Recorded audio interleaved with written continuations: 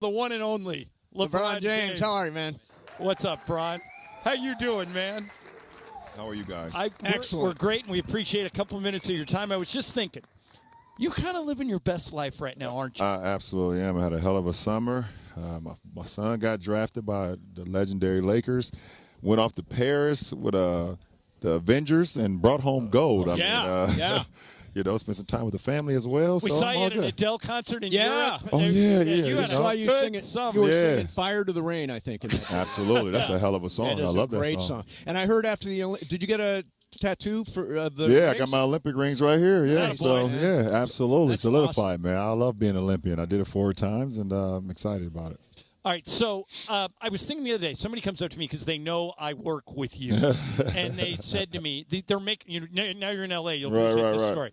They're making a movie about Bill Walsh, Really? the football coach, and he said to me, John, do you think LeBron would consider playing Too Tall Jones in this movie? I said, I don't even know. I know LeBron's a Cowboy fan. I don't even know if he was alive when Too Tall Jones man. died. I don't know do if you I even was, know who that is? I do know who Too Tall Jones is because I'm a sports. I love sports. Love Bill Walsh, and I think he started the West Coast offense, right, with the Niners. Right. So I definitely know about Too Tall Jones, but I do not remember him playing football. I don't think I was old enough to watch it. Right, back but then. I was trying to think. What's the weirdest thing somebody's ever offered you? Because you've got to get a bunch of weird ones. I get a lot of weird stuff, so I'll be here all day trying to list them all. So Rob told me last week that you guys had a pickup game and you got switched on to Bronny and you went to the rim. What was? Tell me about that moment and what was said afterwards. No, that moment it's pretty special. You know, just being able to share the same court with him. Obviously, you know, we've worked out together, we've trained together before in the past, but now, you know, being teammates is definitely a different feeling. It's a surreal feeling. You know, so just to get that matchup, it was pretty cool. He played great defense. He says that he saw the film and I stepped out of bounds. I don't believe it because I know how to work the baseline. I work the baseline. You see him looking over here? I worked the baseline very well, you know, in the post, and I was able to finish it. Gave him a few words that'll stick with him until he gets stopped. He probably give it back to me, though. All right. LeBron, anybody who knows you knows how much a student of the game you are. Yeah. I know you must have thought about that Denver series and how you guys had the lead in 4 of the 5 games. When you look back on that, if I gave you a do-over, what should have you guys done differently? Or did it just go that way? Yeah, I think it just went that way. I mean, I think that's a microcosm of the defending champions, and they've been in that situation a lot. You know, they've been in that situation, one possession game, 2 possession game, and they took advantage of our miscues. You know, when you don't pay attention to detail and, you know, you try to, bring the game home, no matter if you're on the road or at home, you know, teams will make you pay, especially a team like that, especially with the reigning MVP, you know, and the way Maul was playing in that series too, and Michael Porter Jr. Those guys were just playing at extremely high level, and they made us pay every time we made a mistake. And I don't play, in the past. You got to get better from that moment though.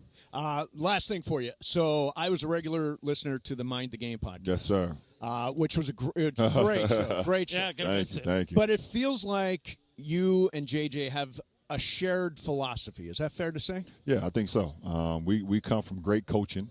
Throughout, our playing days. I'm still playing, obviously, he's now the head coach, but we've been coached the right way of how to play the game and then how to, be detailed oriented, what it takes to go out on the floor and prepare yourself every single night that you go on the floor, no matter from what level, and we shared those qualities and those moments throughout Mind the Game, and was able to give our listeners and give our people the insights and the nuances of what the game actually means and how you can be better and what the game is actually showing, and not just running, jumping, passing, shooting, dunking, scoring. So to have him now every single day, be along with him every single day, because I know where how his brain works. He knows how my brain works. I think it's just going to be very seamless. All right, last thing. We asked Bronny, what have you learned from your dad more than anything else? And he gave a great answer. He said, my dad taught me work ethic and how to treat people.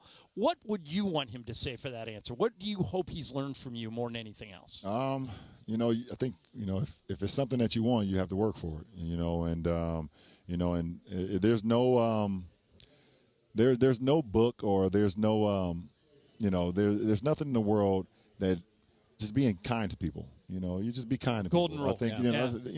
you don't. There's no money that's needed for that. There's no book that's needed for that. It's just be kind to people, and he's just a kind person. We try to teach our kids, the basic steps of life, no matter, wherever you go in life, how you can succeed in life. And, he's carried that to this point where, he'll be 20 years old next month, and he's going to continue to grow as a young man and as a man throughout his journey.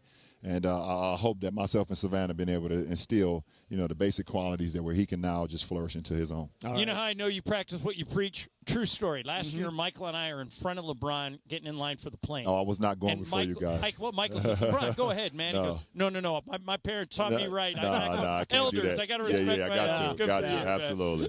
Great to see you. Appreciate it. Man. Thanks, guys. My mom, Donna, is thrilled. She's listening right now. She's your biggest fan. Hello, native. Donna. And I hope you're listening. I'm glad you're listening. And you taught your son well. He's a great guy. So I appreciate you guys. Thank you. Thank you. Appreciate it a lot, appreciate man. You guys. LeBron James joining us here thanks, brother. during Lakers Media Day at the UCLA Health Training Center.